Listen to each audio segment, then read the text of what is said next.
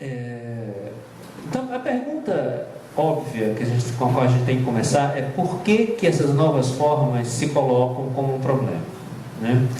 E curiosamente, a gente tem que se perguntar também em que medida elas são efetivamente novas, porque um dos problemas com as respostas que a gente tem dado é que essas respostas negam qualquer novidade dessas formas, né?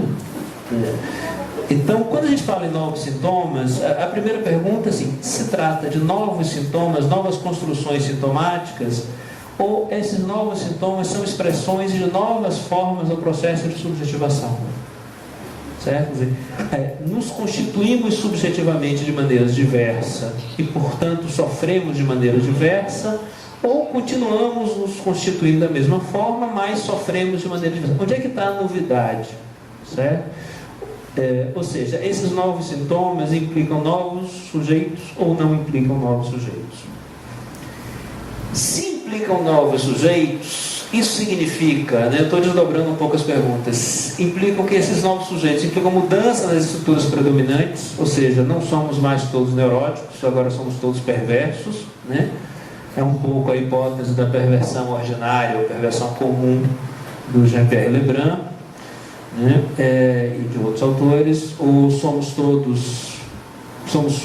pelo menos não todos, mas muitos psicóticos, a hipótese da psicose ordinária ou psicose comum do Jacques Lamillard, né? O fato de que temos novos sujeitos nos força a pensar em novas estruturas, né? Ou eventualmente abandonar a ideia de estrutura, né? Dizer simplesmente que são novos processos de subjetivação, se a gente é minimamente fiel ao Foucault, isso não quer dizer nada, porque os processos de subjetivação são sempre socio-historicamente determinados, então eles são sempre contingentes, são sempre circunstanciados historicamente, são sempre novos, né? Eu brinco muito com uns colegas deleuzianos que eu tenho na universidade, que eles têm uma disciplina que chama conceitos contemporâneos. E eu falei: gente, qual é o conceito extemporâneo? Eu vou dar uma aula de conceito extemporâneo, isso é uma coisa engraçada, né? Eu não sei o que é que vai ser. Enfim, então a ideia de processo de subjetivação, a ideia de forma de subjetivação do Foucault implica uma determinação histórica, né? Então, são novos porque sempre foram novos, são vinculados às formas de poder, às formas que as relações de poder se instituem nos modos de organização social, e aí, por aí vai. Mas, por exemplo, o George Forbes, por exemplo, vai dizer que não tem essas novas formas de subjetivação, não existem efetivamente novas formas de subjetivação. Existem novos sintomas, novas formas sintomáticas, novas modalidades de gozo, e o sujeito continua se estruturando da mesma forma. Então essa é uma questão importante, né, para a gente pensar. O ponto delicado nessa história é o vínculo que acaba se produzindo entre a ideia de estrutura, a ideia de sujeito e a ideia de psicopatologia, né? E o fato de que, ao dizer, né, que as estruturas continuam as mesmas, os processos estruturantes continuam os mesmos, a gente acaba indo buscar para esses novos sintomas explicações um pouco antigas, né, ousadas, né? Enfim, eu vou dar um exemplo que é da questão das transidentidades. Vou dar um exemplo para vocês tentar deixar um pouco mais concreto o que eu estou querendo dizer. A gente tem um modelo clássico do transexual estabelecido lá basicamente pelo Stoller, né? Chamado transexual verdadeiro, e na tradição, sobretudo na tradição lacaniana, ele vai ser o modelo clássico será a psicose, certo? O modelo a referência não será a psicose, mas será o narcisismo em outros autores não lacanianos, o que é mais ou menos a mesma coisa, está ali no mesmo campo. Ok. Então hoje, efetivamente, não dá para você dizer que está todo mundo psicótico, né? Que a gente tem um surto de psicose, todo mundo é psicótico, as pessoas têm relações sociais, têm relações afetivas, têm relações objetais, não tem o que o Freud chamava de perda da realidade, tem um bom laço com a realidade, tem um bom vínculo com o outro, né? Difícil sustentar que essas pessoas estão fora da ordem simbólica, que foracuíram o nome do pai, enfim. E o que você faz com isso? Então, tem duas explicações que circulam. Tem uma explicação que circulou com alguma repercussão, dada por um sujeito que é mais ou menos o dono da questão da transexualidade na França, que é o Henri Frinier. E que ele vai dizer assim, não são transexuais, são transexualistas e são todos perversos. Né? Então ele sai da psicose e vai para a perversão. Tem umas 2 semanas saiu um artigo do Marco Antônio Coutinho Jorge,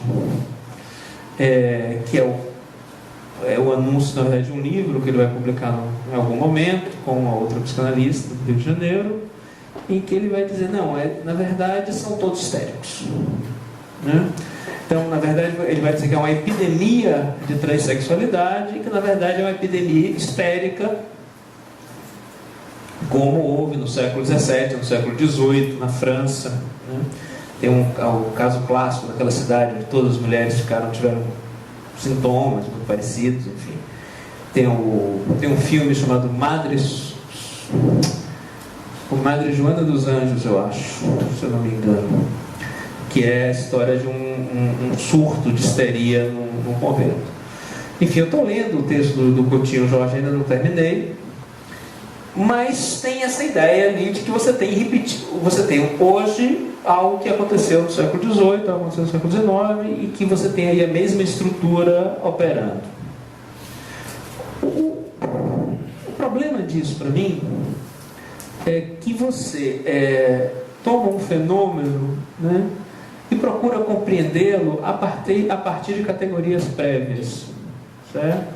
A partir de uma grade de inteligibilidade que é anterior a esse fenômeno. Eu fico me perguntando qual é o sentido de fazer isso, né? Por que precisamos fazer isso, né? Mesmo que a gente chegue... Isso para dizer o seguinte, quer dizer, essa questão da estrutura, por exemplo, eu não acho que dá para responder agora, né? Eu não acho que a questão dos modos subjetivos, embora eu tenha uma série de críticas à ideia de estrutura e ao perigo que ela tem, que essa ideia tem de produzir uma antropologia psicanalítica fundada num certo ideal de humano, né? Com toda a mitologia da entrada da ordem simbólica, né?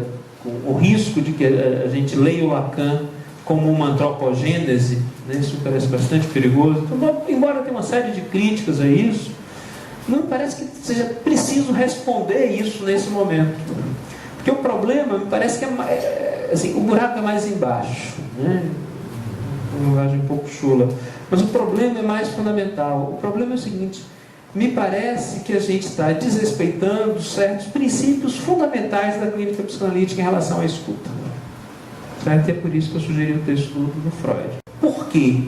Porque a gente está colocando a teoria antes, né, do discurso do paciente, né, do discurso dos sujeitos que nos procuram. A gente recebe o sujeito com uma grade de inteligibilidade que é prévia. Certo? Então, me parece que qualquer solução dessa ordem, né, não vai dar conta efetivamente do que há de novidade. Certo? Quer dizer, quando Freud escuta a sua histérica, né, ele precisa, de alguma forma, deixar de lado tudo que ele sabia sobre histeria.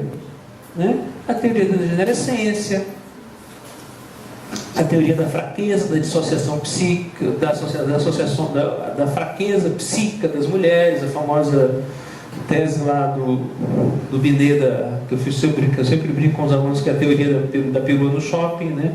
Que a mulher, a dissociação histérica, a mulher tenta fazer muitas coisas, então como uma senhora que carrega muitas bolsas, né? Aí cai uma bolsa, e aí ela vai abaixar para pegar a laranja que caiu da bolsa, aí cai a outra bolsa, e aí vai caindo, as coisas vão caindo. Então o Freud vai esquecer tudo isso, o Freud vai esquecer a ideia do trauma físico do Charcot, né? E ele precisa escutar. Certo? Então, eu tenho a impressão de que quando a gente recorre, né, ao nosso acervo teórico, né, para resolver problemas, e acho que a gente tem hoje, na verdade, dois grandes campos de problema na clínica, duas grandes categorias, né? Uma é a categoria das transidentidades, que não é simplesmente a questão das transidentidades, é a questão das identidades, né? Ou seja, o problema da identidade, da construção identitária, né, virou uma grande matriz clínica, né, hoje. Esse termo matriz clínica é um termo do Renato Mezan, num artigo chamado Problemas para a História da Psicanálise, onde ele vai dizer que quando a gente vai construir uma história da psicanálise ou fazer uma reflexão epistemológica, histórica sobre as teorias, a gente tem que considerar que toda formulação psicanalítica ela tem 3 fontes, certo? Uma primeira fonte seria a matriz clínica, né? Ou seja, a forma de sofrimento, e que aparece materializada, no caso da psicanálise, no discurso do paciente, o que ele fala sobre o seu sofrimento, o que ele fala sobre o que ele conta da sua experiência subjetiva, né? Ou simplesmente, se a gente quiser seguir o Jairo, né, o que ele fala, né, o que ele fica ali tagarelando, né? Essa é a nossa matriz clínica. Essa matriz clínica, obviamente, ela vai se constituindo em formas, tipos ideais, né? Talvez para o Freud a grande primeira matriz clínica foi a histeria, né? Uma espécie de tipo, o tipo ideal da paciente de Freud, do discurso que lhe chegava era histérica, né? Depois tem a neurose obsessiva, enfim. Como no caso do Lacan, claramente a grande matriz clínica é a psicose, certo? Isso, como na Melanie Klein, a matriz clínica são as crianças, né? É o sofrimento infantil. Então, primeiro considerar isso. Você tem uma matriz clínica, um discurso que aparentemente é novo, né? Ou seja, você, por exemplo, não se pode, há um certo acordo que não se pode discutir, por exemplo, a questão da transidentidade hoje, sem pensar nas cirurgias, né? Ou seja, na possibilidade de modificação do corpo. Ora, essa possibilidade não havia 100 anos atrás. Então, o que você tem é algo historicamente novo. Ou seja, a fala que se produz sobre uma experiência que era inexistente antes, né? No caso do narcisismo, não dá para discutir a relação do sujeito, vamos simplificar, a relação do sujeito consigo mesmo, investimento na imagem de si, né? No mundo do Facebook ou do Instagram, né? Como se a gente estivesse no mundo pré-televisão. Não é possível que o narcisismo de hoje, né, o que a gente chama de narcisismo hoje, seja a mesma coisa, né, que era quando Lasch escreveu A Cultura do Narcisismo. Embora ali a gente tenha várias antecipações interessantes, né? Então, a gente tem, nesses 2 casos, fenômenos que efetivamente são novos, circunstâncias históricas que são efetivamente são novos. Ou seja, a gente tem aí uma singularidade ou uma especificidade das formas de sofrimento, diante da qual eu não sei se cabe responder com a universalidade da teoria, certo? Então, nesse sentido que a presença nos nossos consultórios dessas novas formas de relação consigo mesmo, de experiência subjetiva, de sofrimento, enfim, como a gente quiser. Porque também tem isso, eu vou fazer um parênteses aqui, se ficar muito confuso, vocês me dão um puxão de orelha. A gente, nem todos os nossos pacientes hoje, né, estão em estado de sofrimento intenso e com traços de, por exemplo, do que a gente chamaria de transtorno mental, né? A difusão da psicanálise, né, sobretudo a partir da primeira metade do século XX, produziu inclusive um excesso de demanda e uma popularização das práticas psicoterápicas que faz com que as pessoas vão para a terapia, né, porque tomaram um pé na bunda, né, porque estão passando por um conflito amoroso, querem pedir demissão e não sabem se vão pedir demissão e não tem dinheiro para comprar um carro novo, enfim. Então, ou seja, a clínica psicoterápica ela é um campo de experimentação ética, é um campo de encontro, de reflexão do sujeito sobre si mesmo, né? Será que todas as pessoas a gente precisa enquadrar num quadro nosográfico ou nosológico, né? Enfim, fiz o meu parênteses, como era previsto eu me perdi, mas eu vou tentar recuperar. Então, o modelo do Mezan, só para fechar essa parte, né, ele vai dizer que a psicanálise teria 3 fontes. A primeira seria essa matriz clínica, a segunda seria o ambiente cultural e a terceira seria a análise pessoal, que a gente pode ampliar um pouco essa ideia de análise pessoal para pensar na experiência subjetiva desse teórico, na sua história de vida, né, no modo como ele se constitui subjetivamente, no modo como ele estabelece relação com os outros, né? No modo como ele sofre, né? Isso também tem impacto sobre a produção teórica. O ambiente, isso certamente mudou. Nos relacionamos com os outros e conosco mesmo, consigo mesmo, de modo diferente do que fazíamos há 100 anos atrás. Não éramos nós que fazíamos, mas do que se fazia 100 anos atrás. Não dá para pensar, pensando aqui, lembrando do George Agamben, não dá para pensar a experiência subjetiva de alguém que tem um celular no bolso, né, como sendo equivalente a alguém, né, que vivia num mundo onde o telefone era uma grande novidade. São duas formas de relação com o tempo, com o espaço, com a mobilidade, certo? Bastante distintas. Certo? Então, os analistas de hoje, né, que já não são médicos, né, que já não passam pela IPA, que não fazem análise didática, não têm a mesma experiência subjetiva que um analista do começo do século XX. Então, muda a matriz clínica, muda a experiência subjetiva, o modo como fazemos análise, inclusive, né? Não sei aqui, mas eu acredito que poucos de vocês tenham feito análise 5 vezes por semana durante 10 anos. Né? Enfim, a gente provavelmente não tem nem dinheiro para isso. Né? Mas, enfim, então temos análises pessoais, histórias pessoais, subjetivas, modos de relação com o mundo e consigo mesmo bastante distintos. O ambiente cultural também muda. Né? As ferramentas simbólicas e teóricas que temos para dar conta, que podem nos ajudar a dar conta dessas experiências, dessas matrizes clínicas, também mudam. Né? O Lacan teve recurso, né, pôde recorrer, né, à linguística que o Freud não podia recorrer. O Freud faz o totem tabu a partir de ensaios sociológicos que, enfim, hoje em dia não fazem já muito sentido. Era a ferramenta teórica e simbólica que ele tinha à sua disposição naquele momento. Então, tudo isso para dizer o seguinte: a gente tem fenômenos que não existiam efetivamente, né? São fenômenos efetivamente novos, há uma novidade, certo? E a gente tem ferramentas outras que podem dar conta dessa novidade. Né? Quais serão? Não sei ainda. Né? Mas isso certamente nos dá espaço para que a gente possa pensar esses ditos novos sintomas, novas formas de sofrimento e, eventualmente, né, os processos de subjetivação na contemporânea, no mundo da saúde contemporânea, em sua especificidade, certo? Sem tentar encaixá-los em gavetinhas pré-formadas. Fiz aqui ficou um pouco parecido com o discurso, né? Mas para tratar de um modo um pouco mais rigoroso, né, o que a gente tem aí é uma questão teórica e epistemológica importante, né, que é o contraponto entre a transitoriedade das formas sintomáticas e a universalidade da teoria.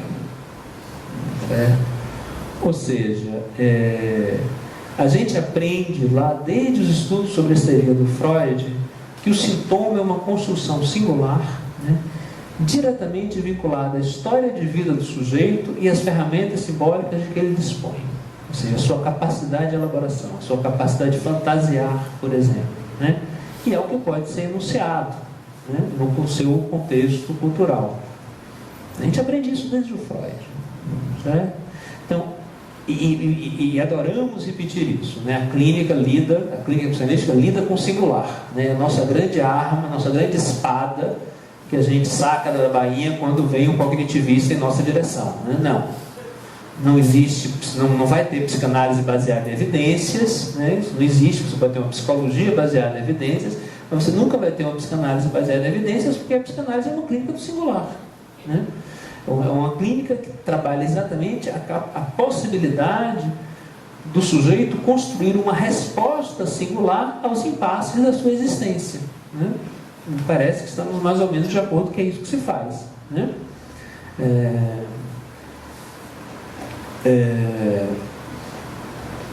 Então a gente tem isso, a gente tem uma clínica que é singular.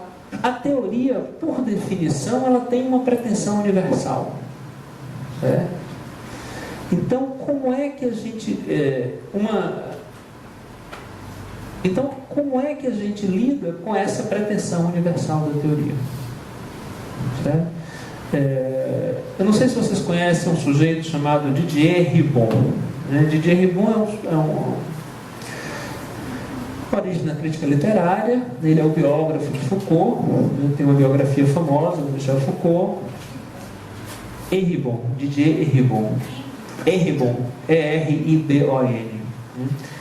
E é um sujeito que vai chatear muito os psicanalistas, sobretudo os franceses, ele é francês. Tem um livro publicado em 2005, que teve bastante repercussão nos estudos de gênero, chamado Escapar à Psicanálise, certo? Em que ele faz uma crítica absolutamente destrutiva da psicanálise. A gente pode encontrar vários pontos frouxos ou falhos na argumentação do Eribon, certo? E muitos analistas, muitos estudiosos, sobretudo na França, muitos psicanalistas têm se dedicado a fazer isso, a mostrar quais são os pontos fracos. Não leu isso, não prestou atenção nisso, não conhece o terceiro Lacan, enfim. Me parece que essa é uma via um pouco torta de lidar com a questão da crítica à psicanálise, né? Porque a minha hipótese é de que o Eribon, como em geral os estudos de gênero e a teoria queer, tudo isso são grandes analisadores da psicanálise. Ou seja, essa fala do Eribon, ela pode ter um efeito, pode funcionar como ato analítico para a gente, ter um efeito, né, de interrogação importante para a psicanálise, né? Então, toda a construção do Eribon é de que você tem, a psicanálise produz uma espécie de ideologia do sexo, porque tenta estabelecer uma verdade definitiva sobre o sexo, certo? Ou seja, uma verdade universal sobre sexo e gênero e sobre o modo como o sujeito deve construir a sua experiência de sexo e de gênero. Ora, a partir daí, ele faz toda uma série de críticas, sobretudo ao Édipo, né? O Édipo é o grande alvo, né, da contemporaneidade, né? Desde o Deleuze até hoje, né, se bate na psicanálise, se batendo na universalidade do Édipo. Ele faz isso, né? Vai dizer que o Édipo não tem como desvincular a teoria do complexo de Édipo de um modelo heteronormativo, patriarcal, né, de dominação masculina, inclusive, né? Ele diz assim, o Édipo, o pai da função paterna do Lacan para o Eribon é o macho heterossexual reprodutor, né? E isso então se ancoraria aí a dominação masculina, enfim. A gente pode concordar, discordar, atenuar isso, suavizar isso, né? Mas a minha impressão é que a gente perdeu muito tempo nessa história, né? Defendendo o Édipo ou acusando o Édipo. Então toda essa discussão, por exemplo, sobre a ameaça, uma eventual ameaça à ordem simbólica pelas novas formas de parentalidade, me parece que nesse caso a gente continua preso, né? Eu diria, ao conteúdo, né, da teoria psicanalítica. E me parece que a crítica do Eribon, ela fica mais potente, fica mais interessante, se a gente pensar não no conteúdo, mas na forma, né? Ou seja, o Eribon, ele ataca o conteúdo da teoria psicanalítica, sobretudo o Édipo, mas ele ataca, mais do que isso, ele ataca a forma como a psicanálise pretenderia estabelecer uma verdade universal sobre a experiência subjetiva de sexo e de gênero, no caso específico dele. Então, por que eu acho que tem uma potência aí? Por que isso nos faz? E por que isso tem um efeito analítico? Porque isso nos faz simplesmente colocar essa questão. É essa a pretensão da teoria psicanalítica, né? Quando a gente faz teoria, é essa a nossa pretensão, né? Estabelecer uma verdade universal, né, sobre um determinado fenômeno, né?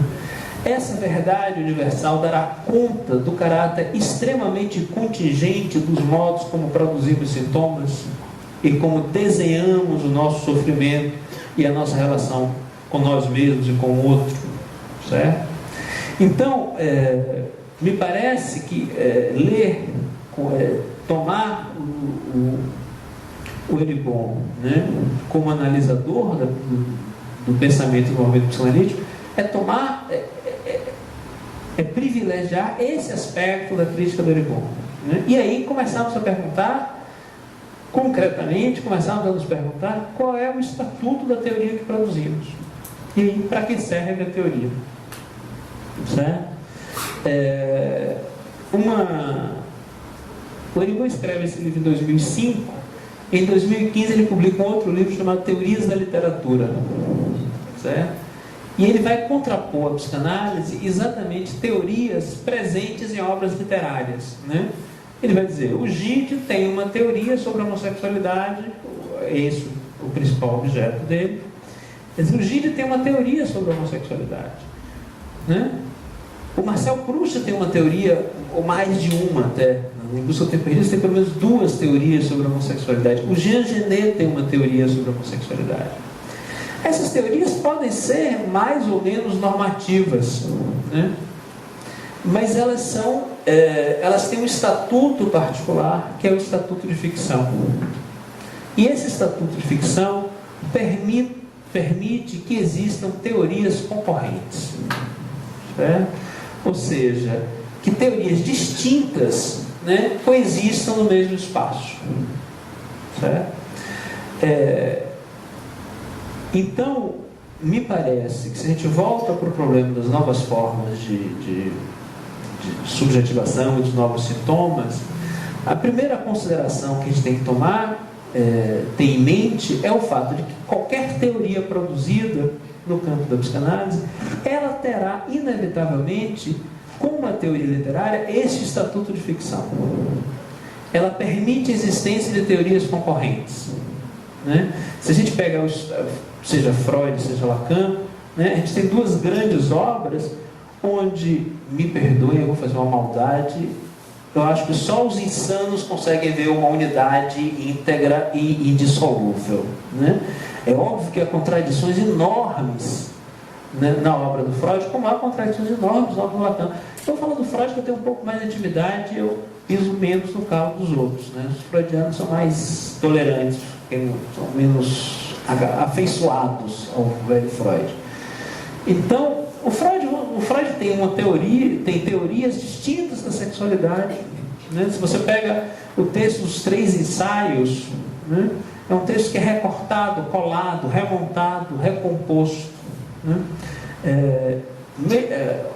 O Freud faz uma grande afirmação da sexualidade infantil, mas 10 anos antes da publicação dos 3 ensaios, ele diz que a sexualidade infantil não existe, né? Então, essa consistência extrema, ela é inexistente, né, na psicanálise.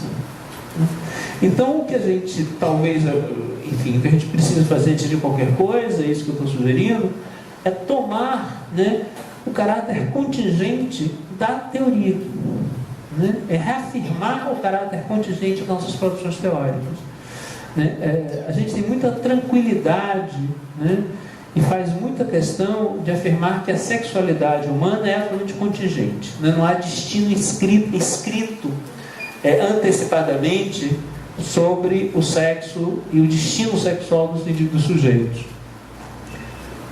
Ora, se as experiências e as formas e as modalidades de gozo são contingentes, por que as enunciações, os enunciados, melhor dizendo, os enunciados que vão ser produzidos para dar conta dessas experiências, desses destinos, seriam universais, seriam fixos, né? Isso quer dizer, né, isso nos faz lembrar, por exemplo, que no Freud, teoria sexual aparece no texto, no título dos 3 ensaios, como aparece para escrever as teorias sexuais infantis, né? Há no Freud toda uma vinculação entre o interesse erótico o interesse científico e o trabalho da imaginação, o trabalho criativo. Então, me parece que não tem muito problema. Não sei se o Freud ficaria muito ofendido, né? É óbvio que ele ficou ofendido em ganhar o prêmio Goethe, ele preferia ganhar o prêmio Nobel, mas eu não sei se é uma grande traição ao Freud dizer que você tem na psicanálise uma série de ficções teóricas, certo? Ficções teóricas que procuram dar conta de experiências singulares, né? E que têm a sua efetividade na medida que permitem dar conta dessas experiências, né? Permitem conferir certa inteligibilidade a essas experiências. Então,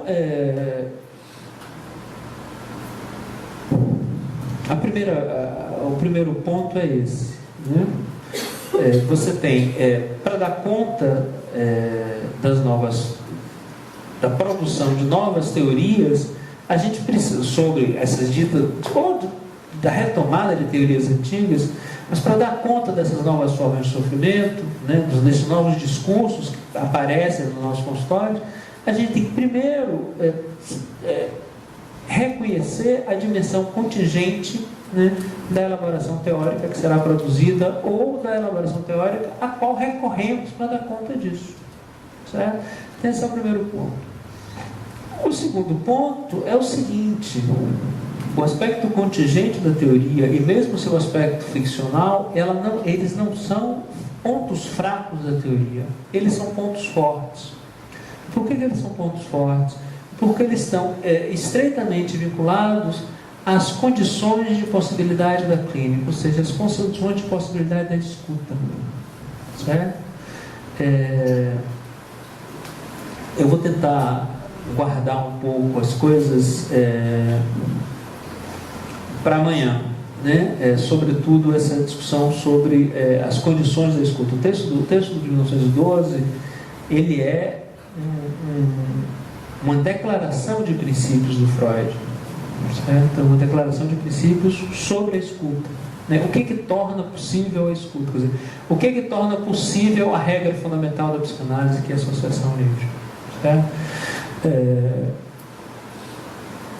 Então, quando a gente toma, seja a questão do narcisismo no contemporâneo, né? Eu estou tomando essas duas grandes matrizes clínicas, né? Os ditos sofrimentos narcísicos, os sofrimentos na relação consigo mesmo, né? O que aparece materializados na relação consigo mesmo, na relação com a imagem de si, etc. E o tema das dissidências de sexo e de gênero. Aí eu vou juntar um pouco as coisas, né? Vou falar especificamente. Não quero me referir especificamente à questão da transidentidade, mas às dissidências de sexo e de gênero. A gente só vai poder, me parece, escutar, né, essas novas formas se a gente, de certo modo, se desapegar um pouco das nossas referências teóricas, reconhecendo o seu caráter contingente. Eu acho que é um ponto, por exemplo, acho que é um ponto de articulação, né, entre a questão do narcisismo e a questão da dissidência de sexo e de gênero, que é o estatuto da sexualidade na teoria psicanalítica e é o lugar da sexualidade na clínica psicanalítica, certo? Obrigado. E aí eu vou tentar juntar com uma outra coisa que eu tenho trabalhado, né? Que é o seguinte, que é outro crítico da psicanálise, que é o Michel Foucault, né? Eu falei um pouco do Eribon, agora eu vou falar um pouco do Foucault, né? E vou tentar juntar as duas coisas. O Foucault, um texto que vocês devem conhecer, publicado em 76, chamado A História da Sexualidade 1, A Vontade de Saber, onde ele propõe, né, um sintagma que é uma formulação em torno do que ele chama de dispositivo de sexualidade, certo? Num resumo bastante rápido, ele inclui a psicanálise, ele produz, na verdade, uma espécie de genealogia da psicanálise, ou seja, de uma hipótese sobre o modo como a psicanálise se constrói, né, vinculando a psicanálise, entre outras coisas, ao dispositivo da confissão cristã, né, e a produção disso que ele chama de dispositivo de sexualidade, que seria uma forma, né, de controle sobre os corpos,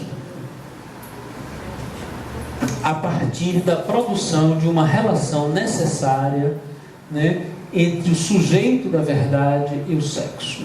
Né? Ele vai dar o exemplo, de novo a figura da homossexualidade aparece, né, dizendo o seguinte: na Grécia, né, o que você tem é uma prática, né, homoerótica, né, uma prática sexual que envolve dois homens. O que você tem no dispositivo da sexualidade no século XIX é um sujeito homossexual. Ou seja, o sujeito é definido por essa prática, que não é mais uma prática, é algo que faz parte da sua essência. Né? Constrói-se um vínculo entre sujeito, né, desejo e verdade. A verdade do sujeito é revelada pelo seu desejo. Certo? Essa é uma formulação muito próxima do que a gente ouve nas nossas searas psicanalíticas. Né? Então, nesse sentido,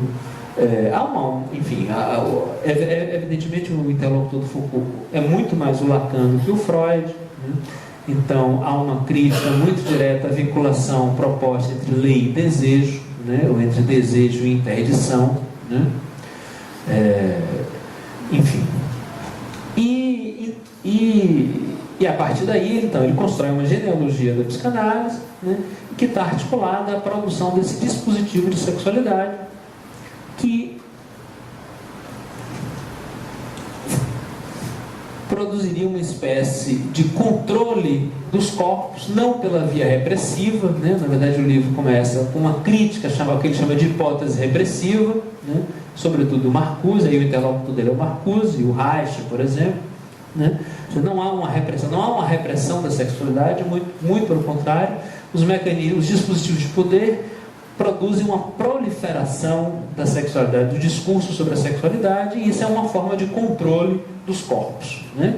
Então o sujeito não pode mais ter práticas diversas com corpos amorfos e dispersos, múltiplos. Ele será homossexual, ou será heterossexual, ou será o Foucault vai tomar algumas figuras, a figura da histérica, a figura do perverso, a figura da criança masturbadora, enfim. E vai, a partir dessa ideia, construir aí esse modelo, né, de controle dos corpos e dos prazeres, a partir dessa figura da sexualidade, da construção de uma ciência sexual, né? É por essa via que os especialistas entram nas casas, né, os psicólogos, os médicos, e passam a administrar a vida das pessoas. Ok. Eu estou sendo um pouco violento com Foucault, em função do nosso tempo, a gente pode precisar as coisas das perguntas. O que é interessante é o seguinte, o que me parece interessante é o seguinte,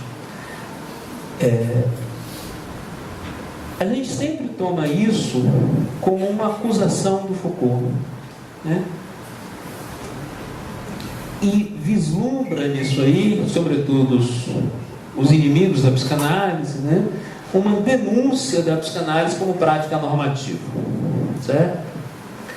O que talvez a gente possa pensar é o seguinte: será que não é porque está escrito exatamente no dispositivo de sexualidade, né, nessa passagem do 19 para o 20, né? Não é exatamente por estar ali, escrita nessa articulação entre lei e desejo, que a psicanálise, a clínica psicanalítica pode produzir resistência? Não é exatamente por tomar, né, em consideração o lugar central, né, do sexo, né, e do discurso sobre o sexual nos modos de subjetivação e de assujeitamento, que a psicanálise pode produzir ferramentas de resistência a isso? Ok. Se isso é verdade, a pergunta que fica é a seguinte: ainda estamos nesse registro? Certo? Ou seja, a sexualidade, o édipo, enfim, né? Mas a sexualidade em geral, a sexualidade e o desejo foram as grandes chaves de inteligibilidade da experiência subjetiva a partir do século XIX. E a psicanálise é testemunho disso, no meu entendimento, é também um lugar de resistência a isso. A questão é se ainda é. Ou seja, se a grande chave de inteligibilidade da experiência subjetiva ainda é sexo e desejo. Ainda é verdade, né? Ainda é... Podemos ainda dizer que a verdade do sujeito encontra-se no seu desejo, o desejo diz a verdade do sujeito? Não sei. Talvez o que diga a verdade do sujeito hoje seja o seu gene, né? Ou o seu cérebro. Né?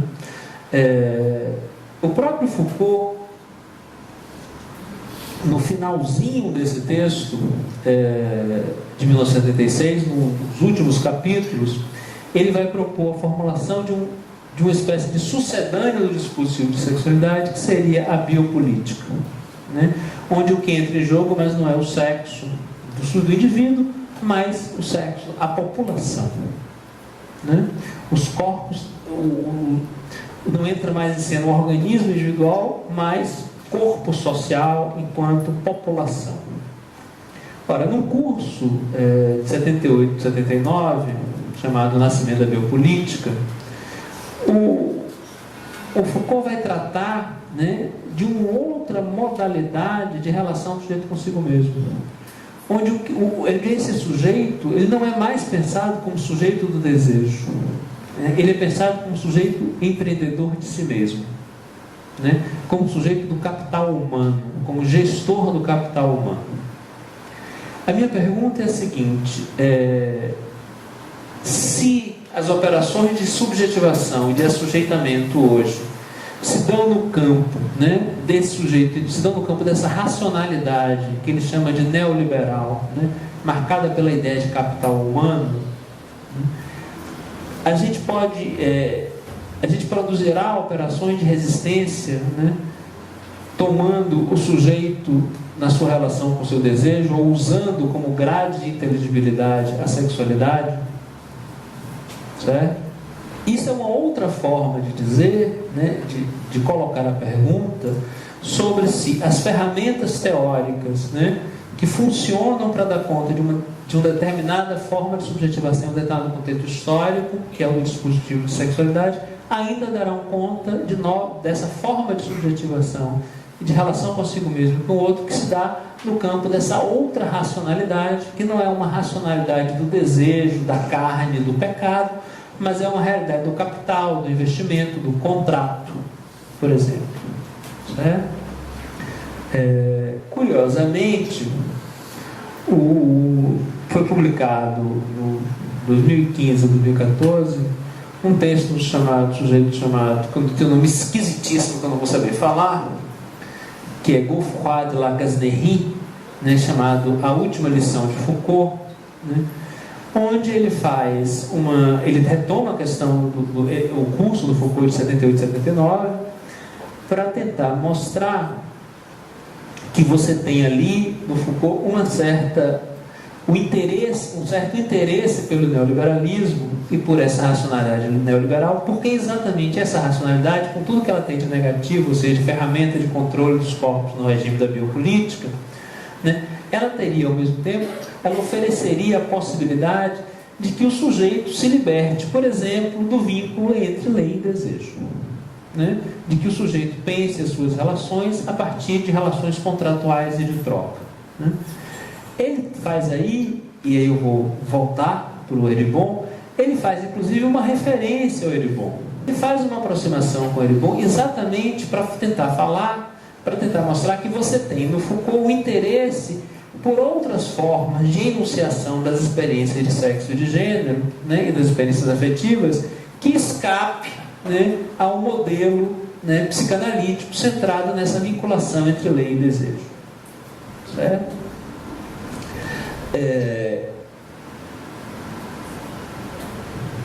Tomando isso em consideração, o raciocínio que eu quero propor a vocês é o seguinte: a gente pode ficar aqui, e tem ficado nos últimos anos, se batendo, né, com essa questão da sobrevivência do ético, da sobrevivência da sexualidade, sobrevivência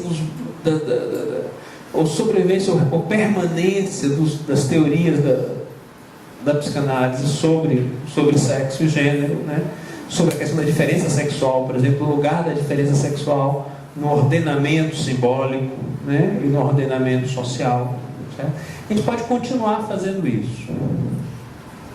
Mas talvez, né, o que essa indicação do Foucault, né, de que você tem uma transformação, né, na racionalidade que organiza a nossa relação consigo mesmo, junto com a formulação do Eribon, de que o problema da teoria psicanalítica, o problema fundamental da teoria da psicanálise seria a pretensão ao universal, né, a pretensão à produção de uma explicação universal, de uma verdade sobre o sexo, né? Se a gente juntar essas duas coisas, talvez o que a gente... E aí eu vou tentar começar a encerrar por aqui. Talvez o que a gente possa fazer é passar dessa interrogação sobre o estatuto da teoria, né, para uma interrogação sobre as condições de produção dessa teoria, de modo que, né, se reafirme, né, a potência da psicanálise em escutar essas formas de subjetivação e localizar os pontos possíveis de resistência e os pontos possíveis de produção de novas possibilidades existenciais. Ou seja, as teorias psicanalísticas, elas são produzidas historicamente, né? E elas são determinadas historicamente nas suas potencialidades, mas também nos seus limites, né? Mas previamente a essas teorias existe algo que é o seguinte: a clínica e a escuta, certo? Ou seja, será que podemos pensar, né, numa psicanálise que escute, né, o sujeito empreendedor de si mesmo, sem querer buscar ali o sujeito do desejo, certo?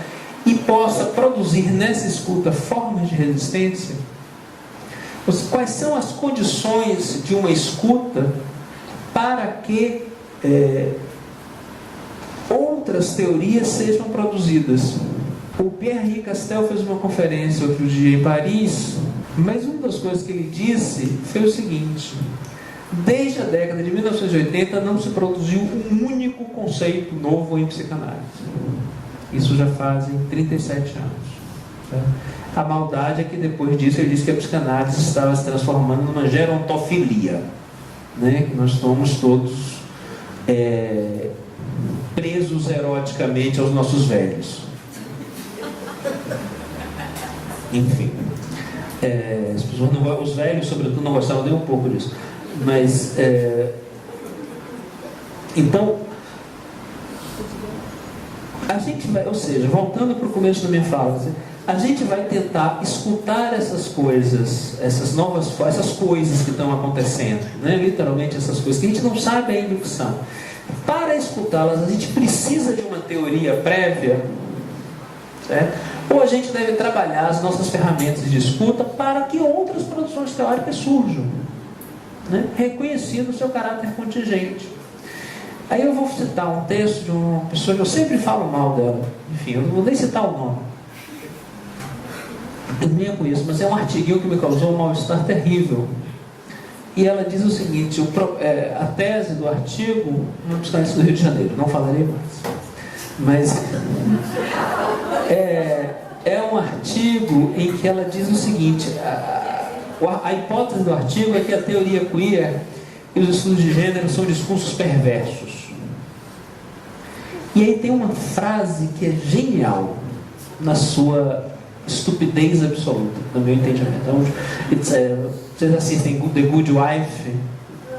The Good Wife tem aquela juíza que sempre fala assim: in your opinion, né? Exato. In my opinion, né? É uma estupidez absoluta. Esses discursos são perversos porque querem enunciar uma nova verdade sobre o sexo. Então a minha pergunta é: qual é o problema de enunciar uma nova verdade sobre o sexo? Ou melhor, sendo um pouco mais genérico, qual é o problema de enunciar uma nova verdade sobre não importa o que? Não é exatamente isso que Freud faz com o discurso, com a teoria sobre a histeria? Né? Não é exatamente isso que Lacan faz com a teoria da psicose? Né? Produz uma nova descrição da realidade, que tenta dar conta de uma realidade que aparentemente é nova. Por que aparentemente é nova? Porque produz incômodo, né? Produz mal-estar. Tem um texto de um sujeito chamado Paulo César Sicarelli, que é um cara que está meio na moda, essa coisa de discussão de perversão, enfim, mas tem um texto dele muito bacana, que ele diz assim: se você fizer um recenseamento dos textos sobre perversão, na verdade a perversão descreve tudo aquilo que incomoda os psicanalistas. Então, tudo bem que isso é uma frase de efeito, mas, sendo um pouco mais rigoroso, se a gente pega aquele famoso texto, um caso de masoquismo perverso, que está naquele livro Sexualidades Perversas, que é um texto, não sei porque agora fiquei em dúvida, mas eu tenho quase certeza que é do Massoud Khan. É um texto que eu clássico, todo mundo fala sobre perversão, fala desse texto. É um texto muito curioso, porque as pessoas perdem um detalhe, que é o seguinte: ele começa o texto dizendo: levei não sei quantos anos para conseguir falar sobre isso diante do incômodo que aquilo me causou. Ou seja, o texto de Massoud Khan, que é um clássico sobre perversão, é um texto sobre o impacto contratransferencial de um determinado paciente. Mas isso não é reconhecido, né? E a gente acaba funcionando por um mecanismo projetivo, né? Não é nós que somos incomodados, é o outro que nos incomoda, porque há algo no outro que é perverso, mal, enfim. Por isso eu não vou voltar a falar de perversão, porque eu não aguento mais falar de perversão, mas é por isso que eu sempre tento propor que as pessoas pensem a perversão como experiência e não como forma subjetiva, não como prática. Assim. Há experiências perversas, experiências que nos produzem um incômodo, que nos faz questionar a nossa possibilidade de questionar a possibilidade de identificação com o sujeito. Ou seja, quando eu digo que o sujeito é perverso, eu estou dizendo: olha, eu conheço o sujeito, eu não consigo me identificar, eu não consigo reconhecê-lo como humano, porque se eu reconhecer esse sujeito como humano, eu vou reconhecer em mim a possibilidade de exercitar tal crueldade, né? Então, esgota-se aí a possibilidade identificatória. E da mesma forma, quando eu vejo um sujeito, né, torturando o outro, eu digo: não, aquele sujeito não está vendo o outro como humano, está vendo como objeto, ou seja, não consegue identificar-se com aquele outro, não identifica-se com aquele outro, não o reconhece como igual, não o reconhece como humano e, portanto, o trata como objeto, tortura, sem dor, sem risco, sem culpa. Né? Eu jurei que não ia falar de perversão, então não vou falar, já bati aqui a minha 1 hora, então eu vou encerrar. Dizendo isso, quer dizer, o percurso que eu tentei fazer, peço desculpas se foi um pouco confuso, mas foi tentar mostrar a vocês, por caminhos um pouco distintos, peguei o Eribon, peguei o Foucault, né, que a gente, para lidar com os fenômenos da clínica, e aí eu vou dizer mais, não importa se eles são novos, no sentido do senso comum novo, eles são sempre novos. Porque cada sujeito que entra, cada indivíduo que entra no sabe, produzirá um sujeito diferente ao longo da sua análise. Né? Há algo ali, né, e é isso que por isso que eu quero retomar o texto do Freud, algo ali que é sempre absolutamente inédito. Certo? E eu só consigo lidar com esse inédito se eu reconhecer o caráter contingente das ferramentas simbólicas e teóricas que eu tenho para produzir, para conferir inteligibilidade a isso. Né? E que isso, né, respeitando-se o trocadilho com o esse do Freud, né, será sempre o impacto desse encontro e não algo que pertence exclusivamente ao sujeito. Né? Eu acho que as pessoas têm esquecido, mesmo em relação, por isso que eu disse que eu não ia falar, não acho que a gente precisa tratar explicitamente da questão da estrutura, porque mesmo na discussão sobre estrutura subjetiva, a estrutura é algo que se dá na transferência. Me parece que os analistas estão esquecendo um pouco disso. Né? E aí começam a ver estruturas perversas andando pelo meio da rua. Né? Então, enquanto toda a discussão inicial do Lacan sobre a questão da perversão, sobretudo no seminário 1 e no seminário 4, é uma discussão sobre relação analítica. É uma discussão cuja grande matriz clínica não é, apesar da grande referência ao sadismo e ao masoquismo, talvez a grande matriz clínica não seja a experiência sádica, seja a análise didática da IPA. É a partir daí que ele vai puxar a questão do vínculo imaginário, né, e tratar da perversão. Então, a experiência clínica é uma experiência sempre do campo não é isso que é o inconsciente, o imprevisto, o inesperado, né, o que não se controla, não se conhece, não se alcança. Diante disso, o que a gente tenta fazer? Produzir inteligibilidade. Mas essa operação da inteligibilidade, ela será sempre a posteriori. Não tem poder antecipatório, né?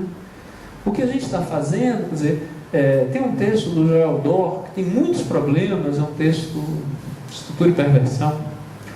Ele tem outros. O Joel Dor foi um cara que tentou realmente trabalhar com essa estrutura, tentou construir, efetivamente, construir uma psicopatologia psicanalítica a partir da estrutura, né? Tem seus problemas, é muito datado, enfim. Mas mesmo no Dor, né, a ideia do diagnóstico, ele vai falar em balizamento diagnóstico, né? É algo ali que serve para dar um pouco de segurança ao analista, né? Para que a gente não fique desesperado diante daquele fenômeno que a gente não sabe o que é, né? Mas será sempre uma produção em função do impacto produzido pelo outro. Ou seja, para fechar numa formulação simples, a teoria psicanalítica, ela não só é contingente, como ela é fundamentalmente uma elaboração da contratransferência. Quando a gente quando a gente se confronta com esses fenômenos ditos novos, talvez o que temos que fazer não é recorrer à teoria. Esse tem sido, me parece, o grande equívoco nosso. É escutar essas pessoas, é escutar esses sujeitos, né? Fazer que esses sujeitos irrompam na cena. E só faremos isso se trabalharmos as condições de escuta, cenas do próximo capítulo. Eu queria parar por aqui.